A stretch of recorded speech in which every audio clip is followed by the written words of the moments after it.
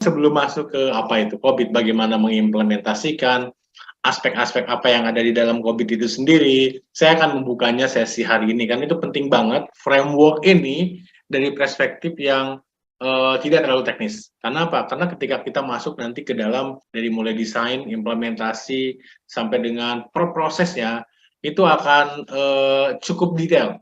Bahkan perspektif praktikal itu kami akan masukkan di sana. Nanti sesi kedua sampai sesi terakhir akan dibawakan oleh Mbak Feby ya, pakarnya COVID. Kenapa kami sebutkan sebagai perspektif praktikal? Karena COVID ini, baik itu COVID-41, COVID-5, atau COVID yang terakhir, COVID 2019, frameworknya open, terbuka, gitu ya. Siapapun bisa mempelajarinya, siapapun bisa melakukan assessment, tapi kalau untuk masuk ke dalam detail proses COVID, itu harus memahami konteks implementasi dan framework yang lain, supplementary frameworknya. Apa yang saya maksud supplementary framework? Contohnya banyak sekali proses-proses COVID yang berkaitan dengan pengelolaan layanan.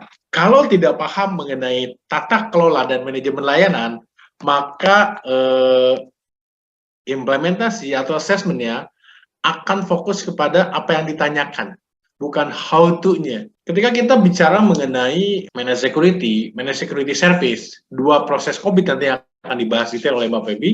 Kalau kita tidak paham ISO 27001, maka akan ngambang. Seperti itu. Sama, yang sesimpel misalkan satu proses ada di dalam COVID itu DSS 03. Tidak semua paham apa itu problem management.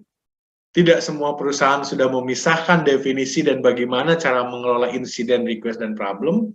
Tapi kalau yang memahami service management, maka semua pertanyaan, semua indikator di dalam framework COVID, baik di level 0, 1, 2, 3, 4, 5, itu akan mudah dipahami dan diimplementasikan, seperti itu. Jadi perspektif praktikalnya kami masukkan di dalam bootcamp ini. Supaya apa? Supaya jangan ngambang, supaya jangan hanya assessment, tapi sebetulnya bisa diimplementasikan. Karena kelemahannya COVID, dia tidak menyampaikan sebuah tahapan, mekanisme, dan bagaimana caranya men-set up proses itu. COVID itu hanya menyampaikan di sana what to achieve. Ada apa saja di dalamnya. Tapi how to-nya itu ada di banyak framework yang lainnya. Framework tata kelola, framework manajemen IT, dan sebagainya.